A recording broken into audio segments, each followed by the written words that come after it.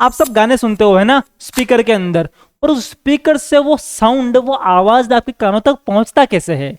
आपका कोई दोस्त गिटार बजा रहा है, उस गिटार का साउंड वहां से प्रोड्यूस कैसे होता है और फिर वो आपके कानों तक ट्रेवल करके कैसे पहुंचता है, इन सब चीजों के बारे में अपन पढ़ेंगे आज के इस चैप्टर में। तो हेलो एवरीवन, स्वागत है आपका आज की इस क्लास में, जहां हम आज बात करेंगे हमारे साइंस के नए चैप्टर, और चैप्टर का नाम है साउंड। बड़ा शानदार सा, बड़ा प्यारा सा चैप्टर है।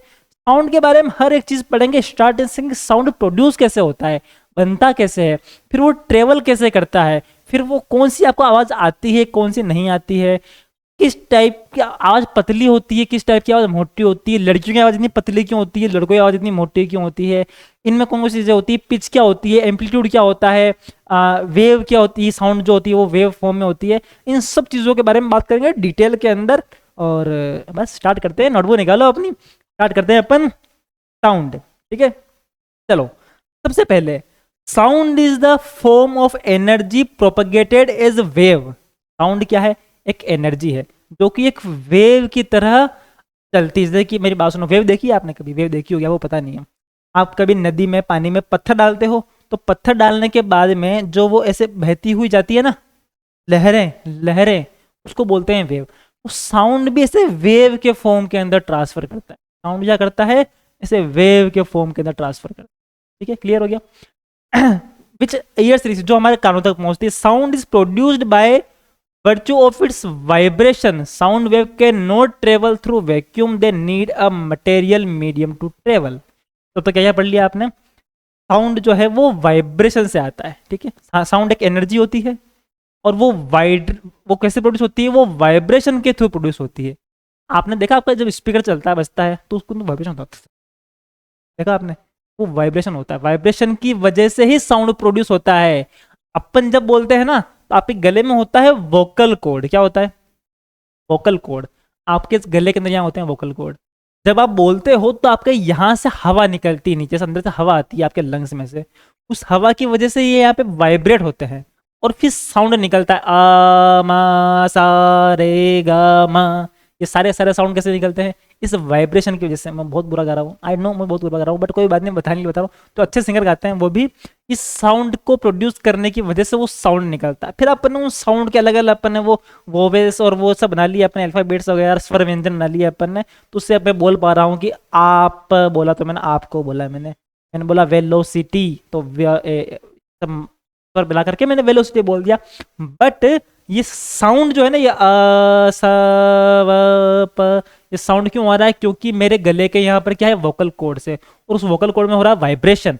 उस वाइब्रेशन की वजह से साउंड प्रोड्यूस हो रहा है। फिर sound wave can not travel through vacuum. इस कारण पर डिटेल में बात करेंगे बाद में। साउंड वेव कभी वैक्यूम में ट्रेवल नहीं करती। के लिए कोई ना कोई मीडियम चाहिए होता है। मीडियम का मतलब जैसे कि एयर हो गया, वाटर हो गया, कुछ भी हो गया, तो कुछ ना कुछ चाहिए होता है। बिल्कुल खाली है, स्पेस होता है, स्पेस में कुछ नहीं होता, खाली होता है, तो वहां पे जो है साउंड जो है वो ट्रेवल नहीं कर पाता। ठीक है, दे नीड मटेरियल और मीडियम टू ट्रेवल। बता दिया मैंने आपको। वो वैक्यूम में ट्रेवल नहीं करती, उनको मीडियम या चाहिए होता है, या कोई ना कोई मटेरियल चाहिए होता है जिससे वो ट्रेवल कर पाए। कैसे होता है साउंड प्रोड्यूस, बता दिया आपको वैसे, बट फिर भी sound is produced when object vibrate. जब गिटार बजाते हो, गिटार में आप बजाते हो, उसके अंदर तो क्या करते हो? आप उस तार को वाइब्रेट कर रहे हो ना, आप उसको मारते हो, ऐसे वाइब्रेशन होता है। कोई भी आप कोई भी इंस्ट्रूमेंट ले लो, जैसे कि आप वो ट्रम्पेट होता है, उसके अंदर भी आप ऐसा फूंक मारते हो, तो उस फूंक की वजह से क्या होता है? उसके अंदर एक कोड होता है जो वाइब्रेट करती है, इसकी वजह से आवाज आती है। ठीक है, ऐसे होता है। साउंड किस वजह से होता है? वाइब्रेशन की वजह से होता है। बिना वाइब्रेशन के साउंड प्रोड्यूस नहीं हो सकता। आप किसी, जैसे कि आपके घर में लोहे का बर्तन है, स्टील का बर्तन है, उस बर्तन पे मारो, आप ऐसे मारोगे तो क्या होगा? उस पर वाइब्रेशन होता है, इस वजह से वो साउंड प्रोड्यूस होता है, बाकी साउंड प्रोड्यूस नहीं होगा। क्लियर है? The energy required to make an object vibrate and produce sound is provided by some outside source like our hand और विंड। अब उसको वाइब्रेट कराने के लिए हमको उसको बाहर से एनर्जी देनी पड़ती। ठीक है, तो मान लो कि मैं ताली बजा रहा हूँ, साउंड आएगा। ठीक है, अब मैंने इसको बाहर से एनर्जी दी, तब यहाँ पर ये आए और फिर हल्का सा वाइब्रेशन यहाँ होगा, तब वो साउंड जो है वो ट्रेवल करेगी। मैंने किसी बर्तन को मारा जोर से, तो मैंने बाहर से एनर्जी दी, तो बाहर से एनर्जी अपने को देनी पड़ती है, फिर बाद में वो साउंड एनर्जी बन जाती है। साउंड की तरह एनर्जी होती है, बताया मैंने आपको। जैसे कि sound of our voice is produced by vibration of two vocal cords in our throat. गले में से वोकल कॉर्ड्स होते हैं, जो कि इसको खुलते हैं और बंद होते हैं आपके, ये बंद है ये खुला है, आपके एयर के आने जाने की वजह से, जिसकी वजह से क्या होता है, साउंड का प्रोडक्शन होता है। क्लियर है? साउंड प्रोड्यूस कैसे होता है समझ में आ गया? किस किस जगह से, और एग्जाम्पल देखते हैं जहां से आपका साउंड प्रोड्यूस होता है। तो देखो वाइब्रेटिंग स्ट्रिंग, सितार देखिए आपने, सितार बजाते हैं अपन, गिटार बजाते हैं अपन, वॉयलिन बजाते हैं, वॉयलिन के अंदर भी एक वो उससे वायर से, मुझे नाम याद नहीं है, मैं तो म्यूजिशियन हूँ नहीं, उससे उसको हिलाते हैं उसको तो वाइब्रेट होता है वायर भी। गिटार में आपने दे रखा है, सितार में आपने दे रखा है, तो वो वायर को वाइब्रेट करते हैं, उसकी वजह से साउंड का प्रोडक्शन होता है।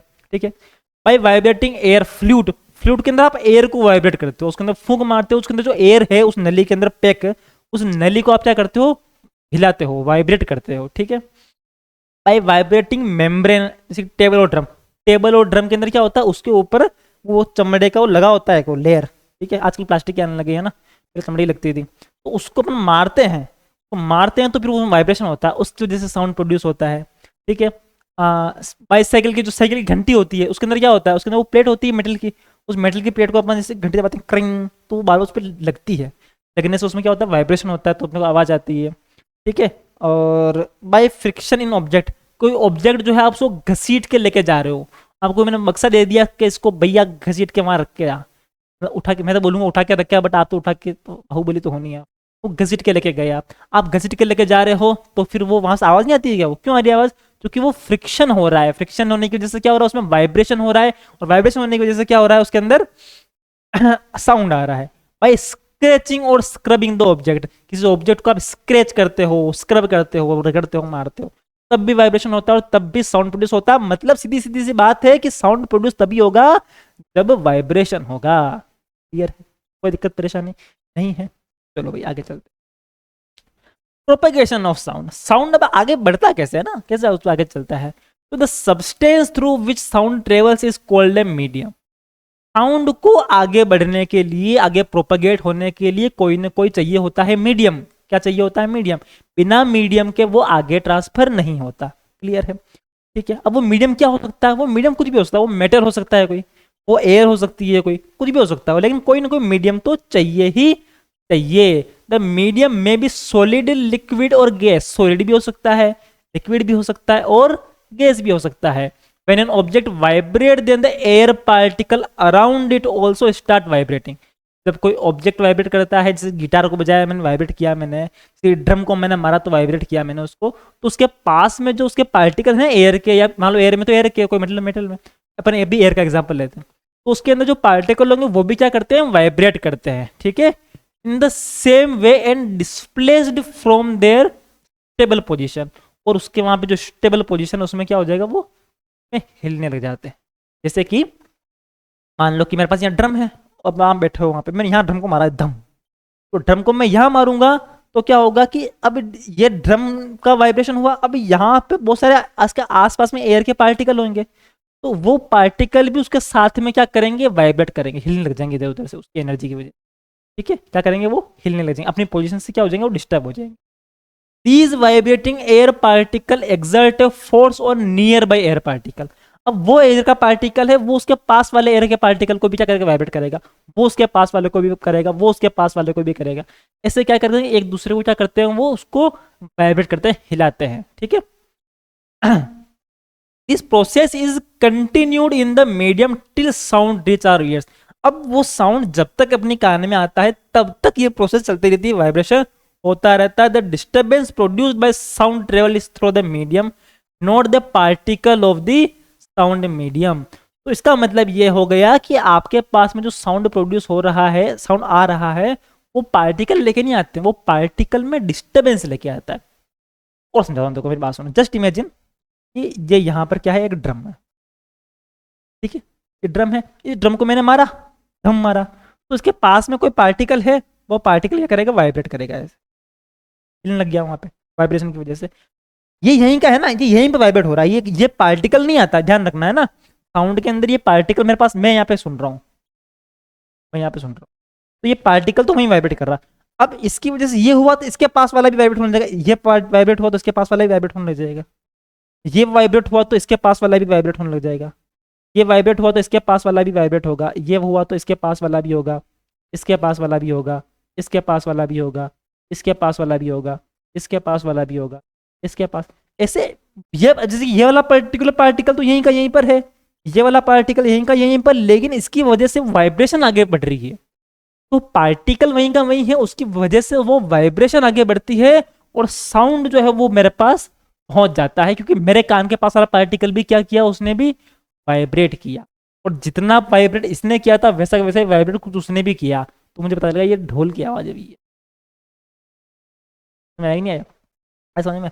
जैसे कि मान लो कि ये सा स्ट्रोक होता है, ठीक है, तो स्ट्रोक आपने लैब में देखा होगा, आपने फिजिक्स लैब के अंदर। तो जब अपन मारते हैं ना किसी जमीन के ऊपर, किसी भी सरफेस के ऊपर, तो ये वाइब्रेट करता है, ये बहुत बढ़िया वाला वाइब्रेट करता है। ये वाइब्रेट करेगा तो इसके पास में जितने भी पार्टिकल होंगे वो भी क्या करने लग जाएंगे, वो भी वाइब्रेट करने लग जाएंगे, वो भी वाइब्रेट करने लग जाएंगे, और वो साउंड जो है मेरे कान के पास में पहुंच जाएगा।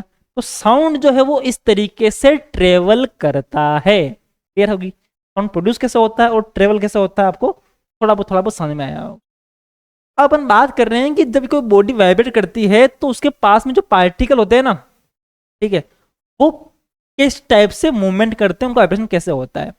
तो मैंने body vibrates then the compress the air surrounding it and form an area of high density called compression.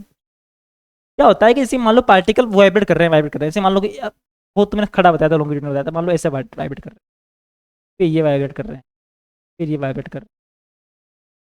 तो ये क्या कि ये पार्टिकल इसने यूं यूं किया, इसने यूं यूं यूं किया, इसने भी यूं यूं यूं किया, इसने भी यूं यूं किया।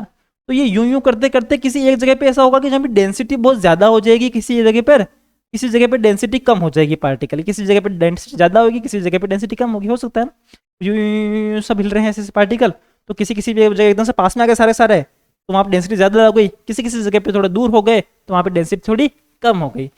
ठीक है, क्लियर है? तो जहाँ पे से डेंसिटी ज्यादा हो जाती है ना, उसको अपन बोलते हैं कंप्रेशन। क्या बोलते हैं उसको? कंप्रेशन। जहां पे वो पार्टिकल ज्यादा पास पास आ जाते हैं, वाइब्रेशन कर रहे थे, उसने वाइब्रेशन किया, उसके पास में दूसरे ने किया, उसके पास में दूसरे ने किया, उसके पास में दूसरे ने किया, उसके पास में दूसरे, सब वाइब्रेशन कर रहे हैं ऐसे, और वाइब्रेशन करते करते मेरे कानों तक वो वाइब्रेशन पहुंच गई। ठीक है, compression is the part of wave in which particles of the medium are closer to one another forming high pressure. जहां पे पार्टिकल ज्यादा पास पास हो जाते हैं, जैसे कि यहाँ पे देखो, फोटो में देखो, ठीक है। अब ये मूवमेंट, ये यहाँ पे मोशन कर रहे थे, अब देखो इसी जगह पे यहाँ पे डेंसिटी ज्यादा हो गई, यहाँ पे क्या हो गई, डेंसिटी ज्यादा हो गई, यहाँ पे डेंसिटी ज्यादा हो गई। तो जहाँ पे ये पार्टिकल ज्यादा पास पास आ जाते हैं उसको हम बोलते हैं कंप्रेशन। क्या बोलते हैं? कंप्रेशन। ठीक है, क्लियर है? इस compression move away from the vibrating body, और ये जो है ये कंप्रेशन भी आगे बढ़ता रहता है, ये कंप्रेशन आगे बढ़ता रहता है। आगे चला गया मैं, कंप्रेशन आगे बढ़ता रहता है कि अभी डेंसिटी यहाँ पर है, फिर यहाँ आ जाएगी, फिर यहाँ आ जाएगी, फिर यहाँ आ जाएगी। जैसे आपने वो पानी का एग्जांपल दिया था स्टार्टिंग में मैंने आपको, आप पानी में एक पत्थर मारा तो आपको इसे लेयर दिखती है ना, इसी लेयर दिखती है। देखो ये जो है इस टाइम मान लो कि ये आपका वो कंप्रेशन है, यहाँ पे पार्टिकल ज्यादा पास पास में, तो देखना ये थोड़ी देर बाद में यहाँ आ जाएगा, फिर यहाँ आ जाएगा, ये आगे, ये लाइन आगे बढ़ती रहती है, बढ़ती है ना, ये वाली लाइन जो थोड़ी आगे बढ़ती है, पहले यहाँ है, फिर यहाँ है, फिर यहाँ है, वो आप लेयर, इसलिए आपको लेयर बढ़ती हुई दिखती है। वेव इस तरीके से चलती है। समझ में आ रहा है? समझ में? विजुअलाइज करो उस वेव को, आपको और ज्यादा समझ में आएगा। विजुअलाइज करना आता नहीं आता आपको? ठीक हो यार, विजुअलाइज करना नहीं आता तुम लोगों को? हद होती है, हद होती है, हद नहीं होती है। फिर बात कर रहे हैं अपन रेयर फ्रिक्शन, जहां डेंसिटी से कम होती है उसको अपन रेयर फ्रिक्शन बोलते हैं। सिंपल सा, when vibrating body vibrates back an area a low pressure is formed called rarefaction. जैसे मान लो ये पार्टिकल से देखो, यहाँ पे देखो पास पास आ गए, यहाँ पे दूर हो गए, यहाँ थोड़ा दूर दूर से, यहाँ थोड़ा पास पास आ गए, फिर यहाँ दूर दूर हो गए। तो ये जहां जहां पास पास आ गए, जहां जहां ये पास पास आ रहे हैं, जिस जगह पे ये पास पास आ रहे हैं उसको अपन क्या बोलते हैं? तो अपन बोलते हैं कंप्रेशन। ठीक है, और जहां जहां पे ये दूर हो रहे हैं, जहां जहां पे उनकी स्पेस ज्यादा बढ़ रहा है, जहां पे स्पेस ज्यादा बढ़ रहा है उसको अपन क्या बोलते हैं? रेयर फ्रिक्शन बोलते हैं। क्या बोलते हैं उसको? Rarefaction. Rarefaction is the area of wave in which particles of the medium are further apart from one another, थोड़ा दूर होते हैं, फॉर्मिंग अ लो प्रेशर और लो डेंसिटी। जहां डेंसिटी कम होती है, प्रेशर लो होता है। When a body vibrates back and forth, a series of compressible and rare friction is formed in the air, resulting in sound wave. तो जब ये क्या होता है कि बार बार वो वाइब्रेशन वहां हो रहे होते हैं, वाइब्रेशन ऐसे हो रहे होते हैं, चाहे ऐसे हो चाहे ऐसे हो, तो रेयर फ्रिक्शन और कंप्रेशन दोनों होते रहते हैं, तो अपने को क्या होता है, उससे वो एक वेव फॉर्म होती है, इसको हम साउंड वेव बोलते हैं, जिसकी वजह से ही आपको आवाज आपके कानों तक पहुंचती है। जैसे कि जहां पे आपकी डेंसिटी ज्यादा होगी ना, वहां अपन उसको वहां पे ऐसे लिख रहे हैं, जहां डेंसिटी कम है तब वो नीचे हो गया। तो इस टाइप की एक बनती है वेव। क्या बनती है? वेव, और ऐसे जो है आपके वो साउंड आपके कानों तक पहुंचता है किसके थ्रू, वेव के थ्रू। तो मतलब जिसके मैं बोल रहा हूं, तो आपके पास आपका फोन, टैबलेट, लैपटॉप जो भी रखा होगा, वहां से आप मुझे देख रहे हो, तो उस फोन के स्पीकर से आपके कान के बीच में जो बहुत सारे पार्टिकल है उन सब के बीच में हो रहा है वाइब्रेशन। इस टाइम पे क्या हो रहा है, वाइब्रेशन।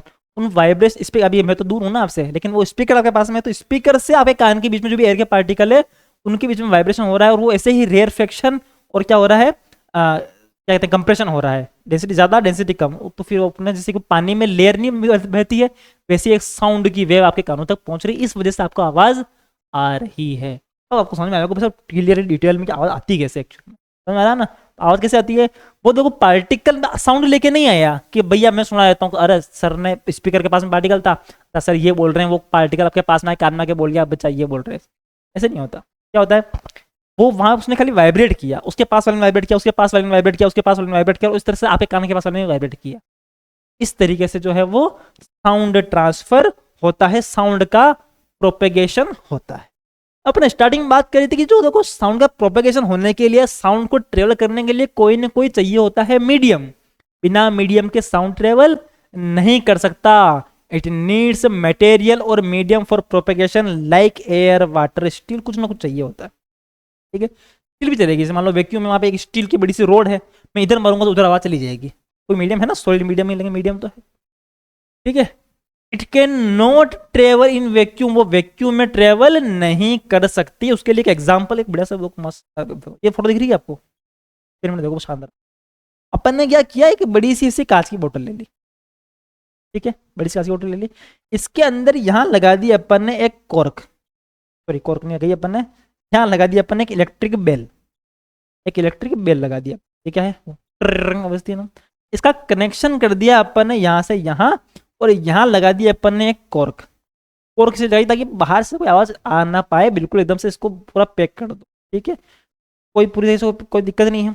अब यहाँ से अपन ने क्या कर दिया, यहाँ पे इसके अंदर एक लगा दिया पाइप, और उसमें से सारी सारी हवा खींच ली, तो ये क्या हो गया, वैक्यूम हो गया। क्या हो गया, ये वैक्यूम हो गया, है ना। अब इसके अंदर किसी भी तरह का कोई ऐसा पार्टिकल नहीं है जो वाइब्रेट करेगा।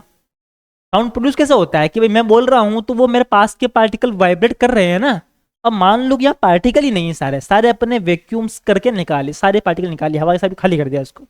अब ये बजेगा तो सही, आपने इसे स्विच ऑन किया, ये बजेगा तो सही, पर इसके आसपास में कोई पार्टिकल ही नहीं है जो वाइब्रेट करे, जो कि ऐसे वाइब्रेट करे, हिले यहाँ पे, तो वो साउंड आगे बढ़ेगी नहीं, तो ये बजेगा लेकिन आपको आवाज नहीं आएगी बिल्कुल। वैक्यूम के अंदर किसी तरह की आवाज नहीं आती है, क्लियर है, समझ में आ गया। इस स्पेस के अंदर कुछ ला रहा हो ना, उसकी आवाज अपने पास नहीं आएगी, ठीक है। अब जो ये साउंड वेव होती है, ये होती है लॉन्गिट्यूडनल वेव। क्या होती है, लॉन्गिट्यूडनल। अब लॉन्गिट्यूडनल वेव क्या होती है, पहले ये समझ लेते हैं। तो a wave in which the particle of the medium vibrates back and fourth in the same direction in which wave is moving is called longitudinal. क्या मतलब ये है कि पार्टिकल भी उसी डायरेक्शन में वो क्या कहते हैं उसको वाइब्रेट कर रहे हैं जिस डायरेक्शन में साउंड वेव जा रही है। जैसे कि वेव तो इधर, वेव भी इधर जा रही है, यूं वेव भी क्या कर रही है, इधर जा रही है, और इसके जो साउंड के पार्टिकल, ये पार्टिकल है तो ये इधर और इधर ऐसे वाइब्रेट कर रहा है, यूं यूं। इसके पास वाला पार्टिकल भी इधर और इधर ऐसे, इसके पास वाला पार्टिकल भी ऐसे कर रहा है, इसके पास वाला पार्टिकल, तो ऐसे ये पार्टिकल क्या कर रहे हैं, वाइब्रेट कर रहे हैं। तो जब इसी डायरेक्शन में पार्टिकल वाइब्रेट कर रहे हैं, इसके ने ये वाइब्रेट किया, इसने किया, इसने किया, इस टाइप की जो वेव बनती है उसको अपन लॉन्गिट्यूडनल वेव बोलते हैं। उसको क्या बोलते हैं अपन, longitudinal wave. The direction of vibration of the particle is parallel to direction of wave. जिस डायरेक्शन वेव की डायरेक्शन है उसी पैरेलल भी इसकी पार्टिकल के वाइब्रेशन की डायरेक्शन होगी। जैसे फोटो दिख रही है आपको, क्लियर है। तो होती है ट्रांसवर्स वेव। इसमें क्या होता है कि मान लो कि आपके जो वेव है उसकी डायरेक्शन तो ये है, पर जो पार्टिकल है उसकी डायरेक्शन ये ऐसे है, पार्टिकल की डायरेक्शन ऊपर नीचे है। ठीक है, उस ना भाई पार्टिकल यूं यूं यूं वाइब्रेट कर रहा है एक ही जगह पे, यूं यूं यूं कर रहा था, यूं यूं यूं। तो इस टाइप का जब होता है तब उसको क्या बोलते हैं अपन, ट्रांसवर्स वेव। तो when one end of a slinky is moved up and down rapidly whose other end is fixed, एक एंड फिक्स है और वो ऊपर नीचे होता रहता है, उसको हम ट्रांसवर्स वेव बोलते हैं। This wave possess along the slinky in horizontal direction while turns of spring की मतलब particle vibrates up and down. इसमें क्या होता है कि वेव एक डायरेक्शन में जा रही है और पार्टिकल उसके लॉन्गिट्यूडनल, उसके मतलब कहते हैं परपेंडिकुलर डायरेक्शन के अंदर होते हैं, ठीक है, उसके हॉरिजॉन्टल होते हैं वो। Thus in transverse wave particles of the medium vibrate up and down at right angle to direction of wave। Right angle पे करते हैं, right wave are transverse waves and they don't need medium. अब जो transverse wave होती है उसके अंदर medium की जरूरत नहीं पड़ती है, जो लॉन्गिट्यूडनल वेव होती है उसके अंदर मीडियम की जरूरत पड़ती है। तो लाइट वेव होती है, वो लाइट वेव कौन सी वेव होती है, ट्रांसवर्स वेव होगी, याद रहेगा, लाइट भी एक वेव है, वो ट्रांसवर्स वेव होती है। साउंड वेव कौन सी होती है, वो लॉन्गिट्यूडनल वेव होती है। देखो स्पेस के अंदर कोई भी एनवायरनमेंट नहीं है, किसी भी तरह कोई पार्टिकल नहीं है, कोई भी मीडियम नहीं है, फिर भी वो सन की लाइट आपके पास पहुंच जाती है क्योंकि वो ट्रांसवर्स वेव है। तो साउंड नहीं आ पाता, साउंड क्योंकि लॉन्गिट्यूडनल वेव होता है। यार साउंड में वाइब्रेशन ऐसे होता है, लाइट में वाइब्रेशन ऐसे होता है। क्लियर, चले आगे। अब कुछ इंपॉर्टेंट इंपॉर्टेंट टर्म्स हैं इस चैप्टर से रिलेटेड जो अपन पढ़ लेते हैं ताकि अपन को और ज्यादा समझ में आवे क्या क्या चीजें हैं, तो और चीजें आपको क्लियर होती जाएगी। सबसे पहले बात करते हैं वेव लेंथ। ठीक है, आपको वेव समझ में आ गई ना आपको, वेव कैसे बनती है, वो पार्टिकल पास पास आते हैं, दूर दूर आते हैं, तो ऐसे वो वेव बन जाती है। ठीक है, it is the distance between two consecutive point on the wave which are in the same phase. तो वेव होती है ऐसी ही बन रखी है यहाँ पे, और बना देता हूँ, ऐसी वेव होती है। ठीक है, तो इसके अंदर क्या होता है, it is distance between two consecutive point on the wave which are in the same phase. Same phase के ऊपर एक जगह से दूसरे जगह की, यहां से लेके जैसे कि यहां तक के बीच की डिस्टेंस, एक पॉइंट से लेकर दूसरे पॉइंट की डिस्टेंस, यहां से लेकर यहां तक की डिस्टेंस, इसको अपन बोलते हैं वेव लेंथ। क्या बोलते हैं इसको, मैं गायब हो गया, मैं गायब हो गया, तुम बोला ही नहीं रहे हो सर, गायब हो गया आप, इंपॉर्टेंट आदमी गायब हो गया, मेन आदमी बाहर चला गया फ्रेम से, अब आया फ्रेम में। ये क्या हो गया, आपके वेव लेंथ हो गया। फिर फ्रीक्वेंसी क्या होती है, frequency it is the number of periodic oscillation completed in 1 second. एक सेकेंड के अंदर वो कितना ऑस्किलेशन हो रहा है उस वेव के अंदर, उसको अपन फ्रीक्वेंसी बोलते हैं। मैं एफ इज इक्वल टू क्या हो गया, 1/t, कि भाई एक सेकेंड में कितनी होती है, तो एफ इज इक्वल टू क्या होता है, 1/t। हर्ट्ज में नापते हैं, इसकी यूनिट क्या होती है, ऐसा यूनिट इसकी हर्ट्ज होती है। इसका मतलब ये है कि मान लो कि ये वेव है, उसमें एक सेकेंड में अगर ज्यादा बार ऐसे वो के अंदर वेव में क्या हो रहा है, मतलब चाहते हैं ज्यादा बार उसमें ऑस्किलेशन हो रहा है, ज्यादा बार घूम रही है, कि फ्रीक्वेंसी ज्यादा है, और एक सेकंड में कम हो रहा है, तो इसका मतलब उसकी फ्रीक्वेंसी कम है। क्लियर, ये हो गया आपकी फ्रीक्वेंसी। फिर है amplitude, it is the maximum displacement of the particle from its mean position. मतलब कि पार्टिकल कितना डिस्प्लेस कर, मैं बात सुनिए, वेव बनी कैसे एक्चुअल में, क्या समझना कि मान लो कि एक ये वेव है, ठीक है, अब एक पार्टिकल वो यहां से यहां ट्रेवल करेगा ऐसे ऐसे ऐसे, तो वो जितना ट्रेवल करता है ना उतनी बड़ी ही वेव होती है, ऐसी ऐसी ऐसी। अब मान लो किसी वेव के अंदर कोई पार्टिकल है, वो ज्यादा ट्रेवल करता है, वो क्या कर रहा है, इतना इधर चला गया, इतना इधर चला गया, फिर इतना इधर चला गया, इतना इधर चला गया, तो उसकी जो वेव बनेगी वो ऐसी बनेगी। समझ आ रहा है, एक वेव के अंदर क्या हो रहा है कि पार्टिकल बहुत थोड़ा थोड़ा सा इतना इतना ट्रांसफर किया उसने, इतना इतना से ही किया, तो वेव जो होगी वो ऐसी बनेगी। समझ आ रहा है, तो ये इसका मतलब ये है कि ये जो उसकी डिस्टेंस होती है ना, पार्टिकल कितना ज्यादा कर रहा है, मीन पोजीशन से पार्टिकल ज्यादा डिस्प्लेस हो रहा है, उसको बोलते हैं उसका एम्पलीट्यूड। और अगर ऐसे हो रही है ऊपर, अपन जब वेव बनाते हैं ऐसे बनाते हैं अपन, तो अगर ज्यादा वो मूवमेंट कर रहा है तो वेव ज्यादा बड़ी दिखेगी, कम मूवमेंट कर रहा है तो वेव कम दिखेगी। समझ में आ रही है, देखो एग्जाम्पल क्वेश्चन पूछता हूँ आपसे, देखो मैं दो वेव बना रहा हूँ, ठीक है, एक वेव है ये, एक वेव है ये, मुझे बताओ इन दोनों में से फ्रीक्वेंसी किसकी ज्यादा है, फ्रीक्वेंसी किसकी ज्यादा है मुझे बताओ। दिखती बात है, आप सबको पता ही है कि देखो इसमें कम टाइम में ज्यादा ऑस्किलेशन हो रहा है, इसके अंदर कम, वो सेम टाइम में ऑस्किलेशन कम हो रहा है, मतलब फ्रीक्वेंसी इसकी ज्यादा है। ठीक है, अब बात करते हैं हम एम्पलीट्यूड की। एक वेव है ये, एक वेव है, मुझे उसमें एम्पलीट्यूड किसमें ज्यादा है, एम्पलीट्यूड। तो देखो ध्यान से, तो इसके अंदर ये पार्टिकल का मूवमेंट बस इतना सा ही है, इसके अंदर पार्टिकल का मूवमेंट इतना ज्यादा है, तो एम्पलीट्यूड इसका ज्यादा है। क्लियर है, एम्पलीट्यूड फ्रीक्वेंसी वगैरह समझ में आ गया, वेवलेंथ वगैरह। और वेवलेंथ, वेवलेंथ की बात कर लेते हैं।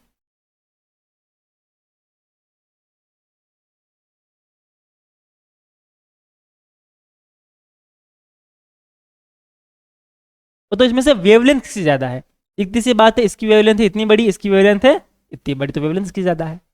तो वेवलेंथ, फ्रीक्वेंसी और एम्पलीट्यूड आपको समझ में आ गया क्या? कोई कंफ्यूजन नहीं है? चलो भाई देखो, ये यहां से यहां तक डिस्टेंस हो गई वेवलेंथ। ये जब हाईएस्ट जहां तक जाता है ना, ये वेव जितनी हाई जाती है तो अपन क्रेस्ट बोलते हैं। क्या बोलते हैं उसको? क्रेस्ट बोलते हैं। और जहां लोएस्ट जाता है ना, उसको अपन थ्रोट बोलते हैं। क्या बोलते हैं? थ्रो बोलते हैं। और ये उसका एम्पलीट्यूड हो गया। क्लियर है? चलें आगे। फिर अपन बात कर रहे हैं टाइम पीरियड की। Time taken to complete one vibration is called time period. एक वाइब्रेशन को होने में कितना टाइम लगता है, तो एक वाइब्रेशन कितना, तो किसी वेव में कितनी बार में होता है? देखो ये होकर के ये हो गया, एक बार ऊपर गया फिर एक बार नीचे आया, तो ये जो इतने से यहां तक जाने में उस पार्टिकल को कितना टाइम लगा है ना, उस पार्टिकल को एक पूरा मतलब कि जानना आना, या यूं कर रहा है तो एक बार जानना फिर आना, उसको अपन बोलते हैं टाइम पीरियड। एस सेकेंड में नापते हैं और टी से इसको डिनोट करते हैं। क्या करते हैं? टी से इसको डिनोट करते हैं। क्लियर है? क्लियर, समझ में आ रहा है? चलें आगे। फिर अपन बात कर रहे हैं पिच की और लाउडनेस की। आपने नोटिस किया क्या कि देखो, एक तो होती है पिच, एक होती है लाउडनेस, और अलग अलग चीजें है ना। एक होती है आवाज तीखी, एक होती है आवाज ज्यादा, है ना। जैसे कि कोई ऐसा लड़का है या लड़की, लड़की ज्यादातर पिच हाई होती है, लड़की की आवाज है, वो बोलती है तो आवाज तो मतलब वो धीरे आती है, मतलब कि पड़ोसी सुन ले तो बड़ी बात है, तो उसकी आवाज तीखी है ना, कानों चुभती है, ऐसी तीखी सी आवाज है, उसको ना बोलते हैं पिच। पिच हाई होना, उसका उसका हाई, उसकी पिच क्या है? वो हाई है। और मान लो कभी ऐसा होता है कि मतलब कि आवाज उसकी बहुत लाउड है, मतलब यूं क्या डीप है, उसकी डीप डीप समझते हो, डीप है, मोटी मोटी आवाज है, पर उसकी भी आवाज दूर तक नहीं जाती, उसकी भी आवाज पड़ोसी सुनता खाली बस। ठीक है, तो ये पिच की वजह से होता है। लाउडनेस क्या होता है कि तीखी या मोटी से फर्क नहीं पड़ रहा, वो कितना देर तक तू देर तेज आवाज आ रही है, कितनी तेज, जैसे स्पीकर है बड़े, कितनी तेज आवाज आ रही है, उस तेज आवाज को अपन क्या बोलते हैं? लाउडनेस। इसकी वजह से होती है ये। तो the pitch of sound depends on the frequency of vibration. उसकी फ्रीक्वेंसी पे डिपेंड करता है वाइब्रेशन की क्या? पिच। ठीक है, it is directly proportional to its frequency. Greater the frequency higher the pitch and lesser the frequency lower the pitch.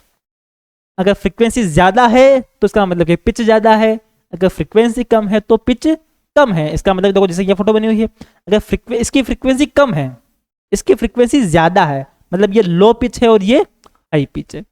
High pitch का मतलब यहाँ पे आवाज तीखी आएगी। क्या आएगी? तीखी आएगी, जैसे लड़कियां बोलते हैं चिल्ला चिल्ला के समझ रहे हो, तो वैसे ही। और इसके अंदर क्या होगा? इसके अंदर आवाज आएगी मोटी, डीप, ऐसे हेलो काल चाल है, ऐसे इस टाइप की, समझ रहे हो बात को? ऐसे डीप आवाज आती है, इसका मतलब पिच हाई है। मेरी आवाज इतनी ज्यादा नहीं है, बट कुछ लोग होती है ना एकदम वैसी वाली। ठीक है, a women's voice is shrill having a high pitch while men's voice has a plate having low pitch. Women जो क्या होती है वो हाई पिच होती है, और लड़कों की जो है वो हाई पिच होती है। Loudness depends on the amplitude. जहाँ लाउडनेस डिपेंड करता है एम्पलीट्यूड के ऊपर, एम्पलीट्यूड पर डिपेंड करता है। Loudness is the measure of the sound energy reaching two year पर सेकेंड, कि कितने जो आपके वो साउंड है, कितनी एनर्जी है वो आपके कान में कितने सेकंड में पहुंच रही है। तो मान लो कि ये एक तो एम्पलीट्यूड है और एक ये एम्पलीट्यूड है, तो अगर ये एम्पलीट्यूड है तो आवाज की जो एनर्जी है वो कम पहुंच जाएगी, कारण तो आवाज कम आएगी, इसकी एनर्जी ज्यादा आएगी, तो एनर्जी आवाज भी ज्यादा आती है। वो डिपेंड करता है इस पे एम्पलीट्यूड के ऊपर, ठीक, इस पे डिपेंड करता है फ्रीक्वेंसी के ऊपर। ठीक है, greater the amplitude of sound wave greater is the energy, louder the sound, तो सीधी सी बात है, ज्यादा एम्पलीट्यूड होगा ज्यादा एनर्जी होगी, ज्यादा आवाज आएगी। कम एम्पलीट्यूड होगा कम एनर्जी होगी, कम आवाज आएगी। सिंपल सी बात है। लाउडनेस जो होती है उसको अपन डेसिबल में नापते हैं। किसमें नापते हैं? डेसिबल, डीबी से लिखते हैं। डेसिबल से जो है अपन मेजरमेंट करते हैं लाउडनेस को। ज्यादा डेसिबल मतलब कि ज्यादा आवाज, कम डेसिबल मतलब कि कम आवाज। क्या समझ में आया? पिच का और लाउडनेस का, तो पिच अलग चीज है और लाउडनेस अलग चीज है। ठीक है, हाई पिच और लो चीज होती है तीखी आवाज, पतली आवाज। ठीक है, जैसे कि पिच की बात की मैंने, जो लड़कियों की आवाज होती है उसकी क्या होती है? पिच होती है वो ज्यादा होती है, उनकी फ्रीक्वेंसी ज्यादा होती है, और ज्यादा फ्रीक्वेंसी होने की वजह से क्या होता है? उनकी आवाज जो होती है वो तीखी होती है। और छोरों में क्या होता है? उसके अंदर, छोरों के अंदर उसकी आवाज में पिच लो होती है, क्योंकि फ्रीक्वेंसी कम होती है और लो पिच होती है, तो आवाज मोटी। मॉर्गन फ्रीमैन साहब, ऐसा कितनी भारी आवाज है इनकी, बोलते मजा आता है। फिल्म देखी है भी आपने इनकी? फिल्म देख रहा है इनकी, ऐसा और भारी भारी सी तगड़ी वाली आवाज है, एकदम डीप। लोयन किंग मूवी है ना इंग्लिश वाली, उसके अंदर जो अपने मुफासा है उनका डब इन्होंने कर रखी है। बाकी फिल्म में बहुत सारी कर रखी हो, आपने देखी होगी, आई डोंट नो, देख लेना कभी, ठीक है। लाउडनेस बता दिया मैंने आपको, loudness depends on the amplitude of the sound, वो एम्पलीट्यूड के ऊपर डिपेंड करता है, ठीक है। कितने सेकंड कितनी एनर्जी पहुंच रही है वो बता दिया हूँ मैंने आपको। लाउडर साउंड का मतलब अगर एम्पलीट्यूड ज्यादा है तो साउंड ज्यादा होगा, अगर एम्पलीट्यूड कम है तो साउंड सॉफ्ट होगा, साउंड कम आएगा। और डेसिमल से 2 बार लिखने आ गया मुझे नोट्स के अंदर ही, 2 बार लिखने आ गया, तो उन्होंने से या तो वो लिख लेना वो जैसे टर्म ना रखी वैसे, या फिर ऐसे लिख लेना जैसे आपकी इच्छा हो वैसे। बात करें अपन speed of sound in various medium, अलग अलग मीडियम में साउंड की स्पीड जो है वो कैसी होती है, कितनी होती है, क्या होती है, ठीक है। तो speed of sound depends on the nature of material through which it travels, कौन से मटेरियल में ट्रेवल कर रही है साउंड की वेव, उस पर डिपेंड करता है उसकी स्पीड ज्यादा होगी या कम होगी। जैसे कि it is slowest in gases, faster in liquid and fastest in solid. Gas में क्या होती है, स्लो होती है। In air speed of sound is 344 metre per second at 22 degree Celsius. अगर 22 डिग्री सेल्सियस है गैस है तो वहां पे 344 मीटर पर सेकेंड की स्पीड होती है, तो गैस में सबसे कम होती है, ठीक है। उसके बाद लिक्विड में थोड़ी वो फास्ट होती है, sound travels faster through water than through air. आपको लगता होगा, आपने सोचा होगा ये हवा में ज्यादा फास्ट निकलती होगी, पानी में धीरे धीरे निकलती होगी, उल्टा सिस्टम है। पानी में आवाज और ज्यादा स्पीड में ट्रेवल करती है, ठीक है। क्यों ऐसा क्यों होता होगा, आपके मन में क्वेश्चन हमेशा ये आया होगा ना कि यार एयर में ज्यादा तेज आ जाती होगी, पानी में तो यार मोटा ज्यादा पानी तो डेंसिटी ज्यादा होती है तो साउंड कम ट्रेवल करता होगा। देखो पानी के अंदर क्या है कि पार्टिकल ज्यादा पास पास से कंपेरेटिवली टू एयर, हवा में पार्टिकल दूर दूर है। तो जैसे मैं बोल रहा हूँ तो मेरी आवाज आ रही है, तो मेरे पास पार्टिकल यहाँ है, फिर वो हिलेगा, फिर उसके पास वाला हिलेगा, वो थोड़ा दूर भी हो, गैप होगा उसके अंदर, फिर वो हिलेंगे, तो साउंड ट्रेवल करेगा। पानी में पार्टिकल ऑलरेडी बहुत ज्यादा पास पास होते हैं, तो उसका मतलब क्या होता है कि वो वाइब्रेशन भी जिसने वाइब्रेट किया उसके पास वाला वो जल्दी वाइब्रेट करेगा, तो वो साउंड जल्दी से ट्रेवल कर सकता है, क्योंकि पार्टिकल पास पास से पावर पे से चिपके हुए हैं। जैसे यहाँ वाइब्रेशन हुआ तो सीधा वाइब्रेशन स्पीड में पहुंचती है वहां पे, ठीक है। अब सॉलिड में और ज्यादा पार्टिकल पास में होते हैं, इसलिए सॉलिड के अंदर फास्टेस्ट होती है सॉलिड आवाज, सॉलिड के अंदर सबसे ज्यादा जाती है। इसका मतलब जैसे आपने देखा होगा, मान लो कि ऐसे पता कैसे चलेगा आपको, ये लंबी सी रोड लो लोहे की, उसके एक तरफ आप एक थोड़ी सी मारो हल्की सी, आपके उस दोस्त को एकदम सेकंड आवाज जाएगी और तेज आवाज जाएगी, क्योंकि जल्दी से एकदम से साउंड जो है वहां पे पहुंच जाएगी। बहुत सारे ऐसे, मैं छोटा था मैं बड़ा था, मैं कॉलेज में पढ़ा था ना, तो ट्रेन आने वाली ही या नहीं आने वाली, मैं स्टेशन में वेट करता था, कॉलेज में रहता था, मैं अप डाउन करता था ट्रेन के लिए, तो कान लगा करके ट्रेन में चेक कर लेता था पटरी के, ट्रेन में क्या पटरी जो होती है ना वो रेलवे ट्रैक, उस रेलवे ट्रैक के ऊपर ही मैं कान लगा देता था, तो आवाज जाती दूर से 3-4 किलोमीटर ट्रेन में, पता चल जाता वो ट्रेन आने वाली है, आप कर्म देना ऐसे और ट्रेन उड़ा ली जाएगी। बट मैं तो बचपना था यार, तो समझता नहीं था, बट अगर ट्रेन ठोक जाती तो चल जाते, मैं पढ़ाई नहीं रहता आपको, समझ आ गया ना। तो साउंड सबसे ज्यादा किसमें होती है, साउंड उसमें सॉलिड में होती है। Speed of sound increase with the rise of temperature, इसके अलावा किस पे डिपेंड करती है, देखो टेम्परेचर अगर बढ़ेगा ना किसी भी जगह पे, तो वहाँ पे साउंड की स्पीड भी बढ़ जाती है। रीजन देखो बताऊँ आपको मैं, टेम्परेचर बढ़ता है तो जो पार्टिकल है ना आसपास के एनवायरमेंट के, वो जिसमें एनर्जी आती है वो जल्दी जल्दी भागते थे उधर, पार्टिकल जल्दी जल्दी भागेंगे तो साउंड भी जल्दी जल्दी से आगे ट्रेवल करता है। Speed of sound increase as humidity of air increase, humidity बढ़ने से भी क्या होता है, साउंड की स्पीड बढ़ती है, क्योंकि पार्टिकल जो थोड़े हेवी हो जाते हैं वहां पे। Speed of light is faster than speed of sound, और इस लाइट की जो स्पीड है वो साउंड की स्पीड से बहुत ज्यादा होती है। अच्छा एक इंटरेस्टिंग बात बताऊँ आपको, आपने देखा होगा वो जब बिजली गिरती है बारिश के दिनों में, तो आपने नोटिस किया होगा, कोई देखना अगर आप छत पे बैठे हो या बाहर बैठे हो, तो वो लाइट आपको दिख जाती है बिजली गिरने वाली, चमकने वाली, उसकी साउंड आपको मतलब कि बहुत लेट आती है, मतलब कभी कभी 10-20 सेकंड बाद, कभी कभी तो 1 मिनट 1.5 मिनट बाद आती है, इतना लेट आती है। तो देखा, ध्यान दिया आपने, आते ना कभी कि वो बिजली कड़की एकदम आसमान में आपको लाइट दिख जाती है, साउंड नहीं आता, साउंड आया है तो वो किसी और का आया होगा, फिर थोड़ा वेट करना आप 10 सेकंड 20 सेकंड 25 सेकंड, फिर उसको एकदम से आवाज आएगी, ऐसी आवाज आती है, जैसी भी आवाज आती है। ऐसा क्यों होता है, क्योंकि लाइट भी वहां से ट्रेवल की और साउंड ने भी वहां से ट्रेवल की। अब लाइट की स्पीड ज्यादा है तो लाइट तो मेरे पास जल्दी से आ जाएगी, बट साउंड की स्पीड कम है, साउंड आने में टाइम लगाता है। तो मैं ऐसे घर पे बैठा रहता हूँ ऐसे, या फिर कोचिंग में बैठा रहता हूँ ऐसे, तो मैं से बोलता हूँ जैसे बिजली कड़कती है ना, देखो अभी ना थोड़ी देर में यहाँ पे बिजली कड़कने आवाज आएगी, बच्चे कहते हैं अरस भाई भैया आपको कैसे पता है, मैं अर्जुन से बच्चे बोलते हैं भैया आपको कैसे पता आएगी, मैं शर्त लगा दो आएगी आएगी साउंड। मैं से बातें करता हूँ इतने बस 15-20 सेकंड के अंदर आवाज आई जाती है, क्योंकि वो जो पता वो बिजली दिख गई थी मुझे, तो बिजली साउंड लाइट तो आ गई, पर उसका साउंड अब आएगा, कन्फर्म आएगा, ठीक है। आप भी क्लिक कर लेना, अब पता होगा, आप तो होशियार बच्चे हो यार, आई नो। फिर बात करते हैं अपन नेक्स्ट टॉपिक की तरफ। नेक्स्ट टॉपिक का नाम है, अरे यार ये ऊपर से थोड़ा लाइट आ रही है ना, लाइट पट्टी थोड़ी सी उसको करना लाइट, तो एक सेकेंड, ठीक है। हाँ रिफ्लेक्शन पे लाइट आ रही थी, अब डन है।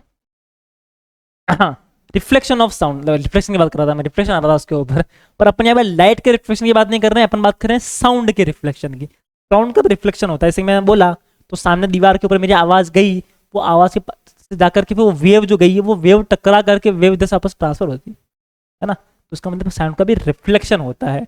Light sound also bounce back when it falls on a hard surface, it is called reflection of sound. इस हार्ड सरफेस जो साउंड टकराता है तो वापस से वो रिफ्लेक्ट करता है, वापस आता है, ठीक है। The law of reflection of light are obeyed during reflection of sound.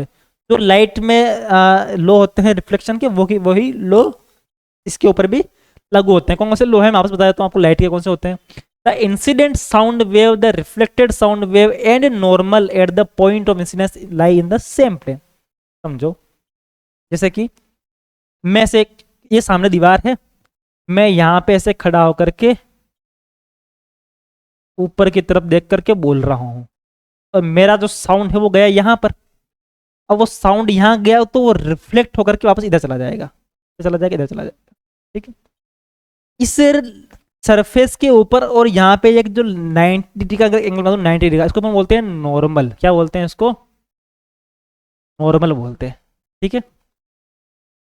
अब ये जो इंसिडेंट वेव है आपकी साउंड की, और ये जो रिफ्लेक्टेड वेव, इसको बोलेंगे अपन रिफ्लेक्टेड वेव, आज लिख रहा हूं मैं ना, इसको बोलेंगे इंसिडेंट वेव। ये नॉर्मल के साथ में जो एंगल बनाती है वो हमेशा इक्वल होता है, पहला चीज। ये सेकंड लॉ से बता दिया मैंने आपको, पहले बता दिया मैंने। Angle of reflection of sound is always equal to angle of incidence of sound. मतलब ये angle I is equal to angle R होगा, ठीक है। मतलब कि ये है कि मैं इसका एंगल बढ़ा दूं तो इसका एंगल ये बढ़ जाएगा, इसका एंगल कम कर दूं तो इसका एंगल बढ़ जाएगा। जैसे मान लो कि मैं यूं बोल रहा हूँ, साउंड यूं आया तो यूं गया, साउंड यूं आएगा तो यूं जाएगा, साउंड यूं आया तो यूं जाएगा। तो ये एंगल जैसे जैसे मान लो कि ये एंगल बढ़ा तो ये एंगल ही बढ़ेगा, ये एंगल बढ़ा तो ये भी कम होगा, ये ज़्यादा हुआ तो ये वाला ज़्यादा होगा। समझ आ रही बात? समझ आ गई बात, ठीक है। ये हो गया second law. Third, first law क्या कहता है आपके? फर्स्ट लॉ कह रहा है कि तीनों सेम प्लेन में होते हैं। ये इंसिडेंट रे, ये रिफ्लेक्टेड रे और ये नॉर्मल, ये तीनों क्या होते हैं? सेम प्लेन में होते हैं। सेम प्लेन का मतलब ये तो ये एक ही प्लेन में, तीनों एक ही साइड होंगे हमेशा, तीनों क्या होंगे? एक ही साइड होंगे। जैसे मान लो ये एक प्लेन है, ये इंसिडेंट आई वेव, यहाँ पे नॉर्मल भी यहीं पर, और ये इस रिफ्लेक्ट भी इसी वेव इसी वाले प्लेन के अंदर होगी। क्लियर है? ये सेम इसी वाले प्लेन के अंदर होता है ना, एक्स एक्स, वो एक्स प्लेन वाई प्लेन समझते हो ना, एक्स वाई जेड, तीन डायमेंशन के अंदर, तीन डायमेंशन में एक डायमेंशन के अंदर ही तीनों ये होते हैं। क्लियर है?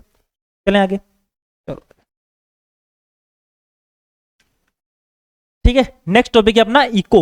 इको नाम सुना हुआ क्या आपने? गाना सुनते होगा तो पता ही होगा इको क्या होता है। When we shout or clap near a reflective surface like a tall building or mountain, we will hear the sound repeated after a short delay. This repeated sound is known as echo. आप देखा होगा कोई बड़ी सी building है, वहां से ऊपर चिल्ला रहे हो आप, या पहाड़ों पे जाकर चिल्लाते हो आप, तो आप जो बोलते हो थोड़ी देर बाद में वापस आपकी आवाज आती है, आपको आती है ना। और चिल्लाओ, ऐसे चिल्ला जोर जोर से बोलो, मेरा नाम बोलो देवेंद्र, जैसे बोल दूँ आई लव यू, जो भी है कोई एक्स वाई जेड, तो मैं जोर से बोलूंगा तो थोड़ी देर बाद वापस रिपीट होकर मेरे पास आती है, तो उन्हें बोलते हैं इको। क्या बोलते हैं इसको? इको।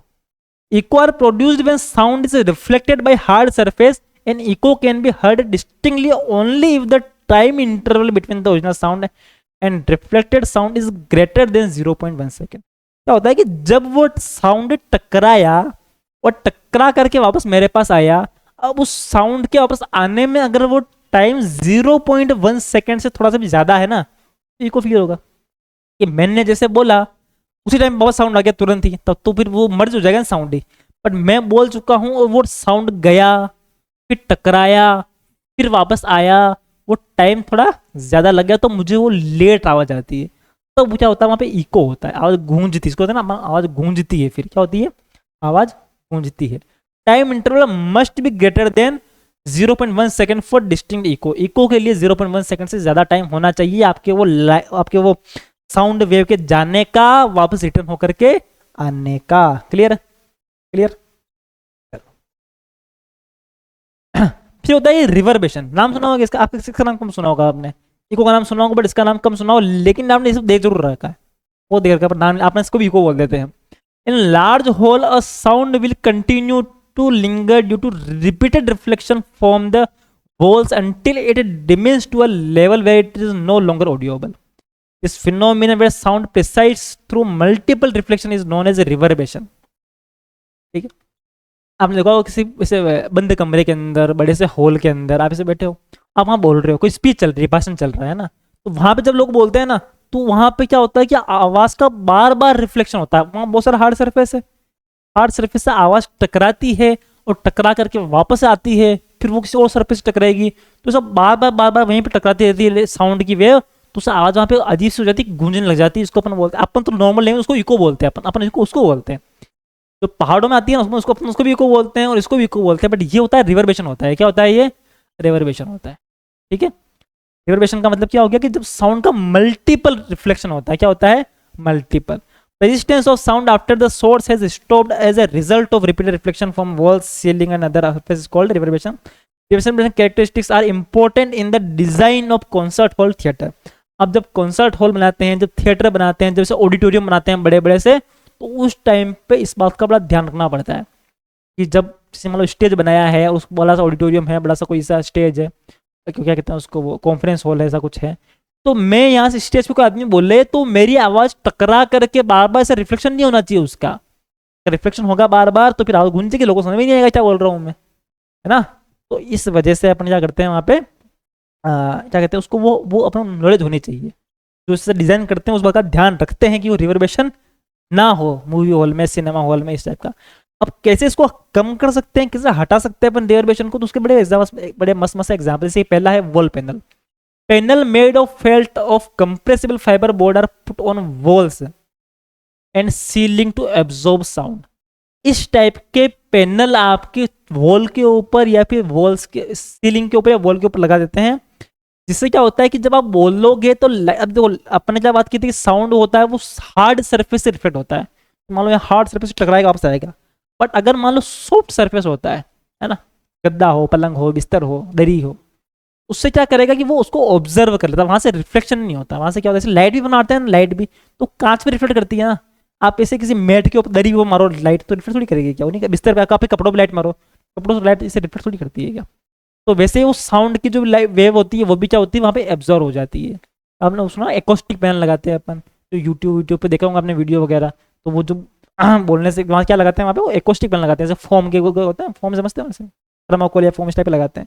जिससे क्या होता है कि जब वो बोल रहे होते हैं तो बोलने के बाद में उनकी आवाज वहां टकराती है और वो एब्जॉर्ब हो जाती है, उनको वहां पे वो इको नहीं होता, वहां पे वो रिवर्बेशन नहीं होता। Clear.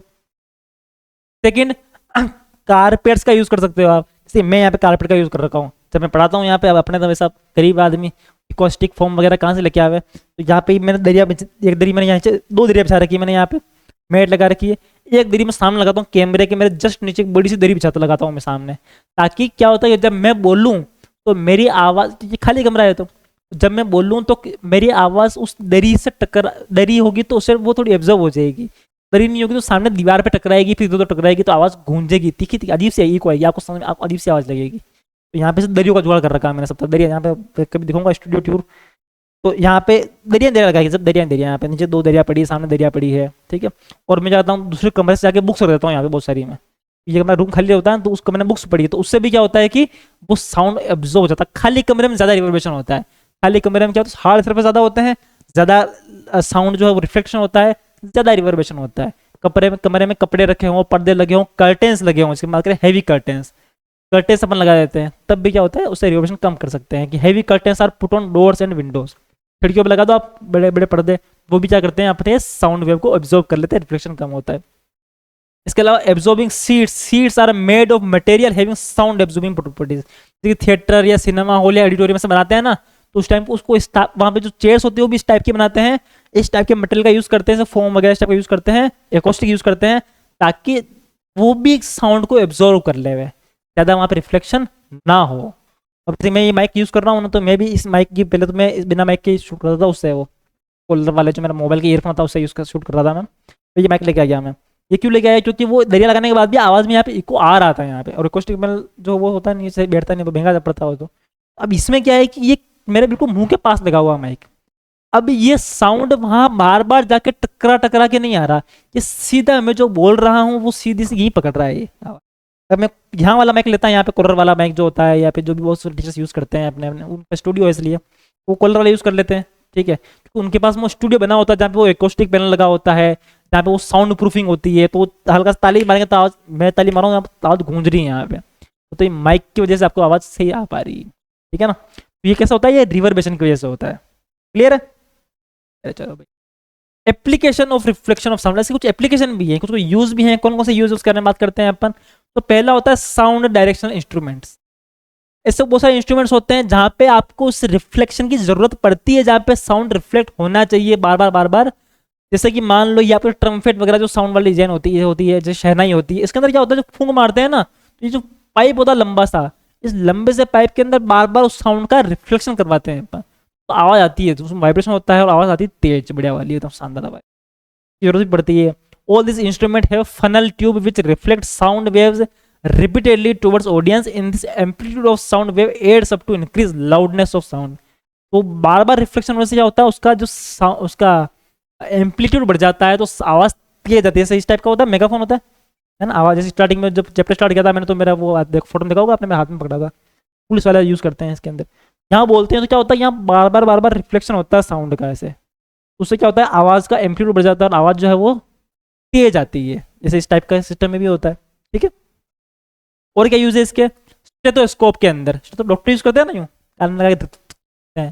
It is a medical instrument used for listening the sound produced in human body, mainly in heart and lungs. The sound of the heart beats reach the doctor CS by the multiple reflection of the sound wave in the rubber tube. इसके अंदर जो tube होती है ना, ये वाली rubber tube होती है इसके अंदर, तो इसको अपन रखते हैं अपने दिल के ऊपर, अपने दूसरा डॉक्टर रखता है दूसरे पेशेंट के दिल के ऊपर।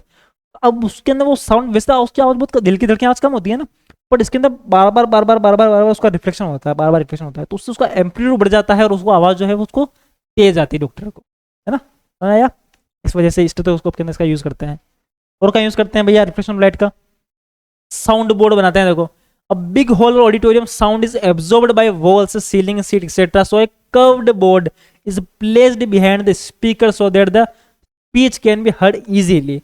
बड़े बड़े से जो ऑडिटोरियम होते हैं ना, तो वहां पे क्या करते हैं, उस स्पीकर के पीछे वहां क्या लगाते हैं, एक बड़े से ऐसे कर्व्ड साउंड बोर्ड लगाते हैं, जो कि पूरी तरीके से साउंड को एब्जॉर्ब कर ले। क्या कर ले वे, एब्जॉर्ब कर ले वे, ताकि वो बार बार रिफ्लेक्शन वहां से ना हो, मल्टीपल रिफ्लेक्शन ना हो, ठीक है जी, ठीक है जी।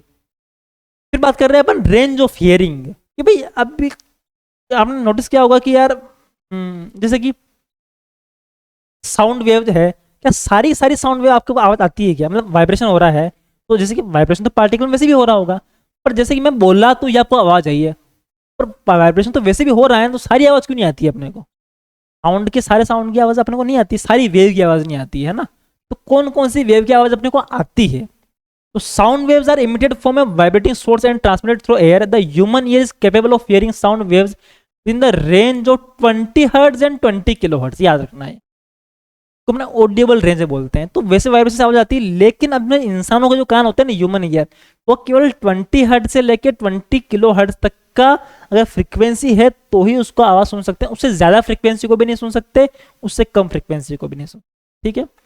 The sound waves having frequency less than the audible range is 20 hertz से अगर कम फ्रीक्वेंसी की ऑडियो रेंज है, तो उसको अपन बोलते हैं इंफ्रासोनिक वेव। क्या बोलते हैं उसको, इंफ्रासोनिक वेव। क्या बोलते हैं, अगर 20 हर्ट्ज से कम है तो इंफ्रासोनिक बोलते हैं, जिसकी आवाज आपको नहीं आएगी, वाइब्रेशन होकर आवाज नहीं आएगी। अगर 20 हर्ट्ज से 20 किलो हर्ट्ज तक, इसको अपन क्या बोलते हैं, ऑडियोबल रेंज बोलते हैं, जो कि अपन सुन सकते हैं।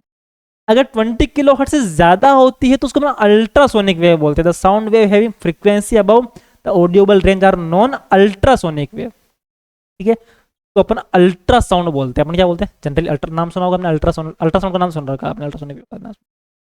अब इस अल्ट्रासाउंड के बड़े बड़े मस्त वाले यूजेस के बारे में बात करते हैं, ठीक है। अल्ट्रासाउंड की क्यों अपने उसकी आवाज, अपने को आवाज नहीं आती है, बट वो वेव तो जा रही है ना, आवाज भले ना आ रही हो, तो उसके बड़े मस्त वाले यूज हैं। तो कौन कौन से यूज है, पहला है crack detection. It is used to detect cracks in metal block in industries without damaging them. मान लो कोई माई है, कोई खान है, ठीक है, अब उसके अंदर एक बड़ा सा कोई ऐसा पत्थर पत्थर वाला निकला, पत्थर निकला है ना। अब उस पत्थर को वो यूज कब कर सकते हैं, जब उसके अंदर कोई क्रैक ना हो। एक बड़ा सा पत्थर तुमको दिख रहा है, बड़ा सा पत्थर है यहाँ पे, कि अपन मार्बल बना लेंगे, टाइलें बना लेंगे। साला मैं राजस्थान में रहता हूँ तो मार्बल ही आ जाता है मेरे को, तो मार्बल निकल सकता है यहाँ से, ठीक है। अब इसके अंदर क्रैक ना हुआ तो ये इसको निकाल लेंगे और फिर इसको वो कटिंग करके उड़ा के मार्बल लगा बेच देंगे। पर इसमें क्रैक हुआ अगर, तो फिर क्या होगा, इसको जैसे निकाल लेंगे, फिर उसको जैसे मार्बल बनाने की कोशिश करेंगे, काटने की कोशिश करेंगे, तो पूरा टूट जाएगा, बिखर जाएगा। तो पहले ही अल्ट्रासोनिक वेव्स को चेक कर लेते हैं, वो वेव्स पे डालते हैं। अगर वो मान लो उस क्रैक में चली गई वेव, तो पता चल जाएगा भाई यहाँ पे एक क्रैक है, एक जगह है, इसका मतलब कि यहाँ पे जो है अपन इसके अंदर इसका यूज नहीं कर पाएंगे अपन। तो इसे क्रैक्स पता करने में यूज करते हैं। It is used in industries to clean hard to reach parts of object such as spiral tubes, odd shaped machine. बहुत सारी मशीन होती है जिसको आप इतना अंदर तक गहराई में है वो उसको साफ नहीं कर सकते ऐसे आप नॉर्मली हाथ डाल करके। तो वहां पे वो अल्ट्रासोनिक साउंड जो होता है उस वेव से करते हैं, अल्ट्रासाउंड वेव जो होती है उससे साफ करते हैं। वो वेव जाके साफ क्लियर करते हैं। कही जाती है पानी की पिचकारी, तो वो साउंड की वेव डालते हैं, साउंड की वेव उसको साफ कर देती है, ठीक है। इकोकार्डियोलॉजी में यूज करते हैं अपन। This waves are used to reflect the action of heart and its image are formed. This technique is called echocardiography. Cardiography, आपका दिल की जो धड़कन कैसे धड़क रहा है, इसको वो अल्ट्रासाउंड जो है वो मेजर करता है, फिर उसका ग्राफ बनाया जाता है, इसको अपन बोलते हैं ना, वो कार्डियोलॉजी करते हैं ना, क्या बोलते हैं उसको, वैसे ऐसा ग्राफ आता है, देखा है ऐसा ग्राफ।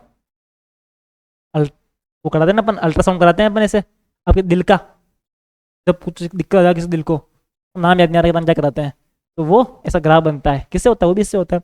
अल्ट्रासोनोग्राफी होती है the technique of obtaining picture of internal organ of the body by using.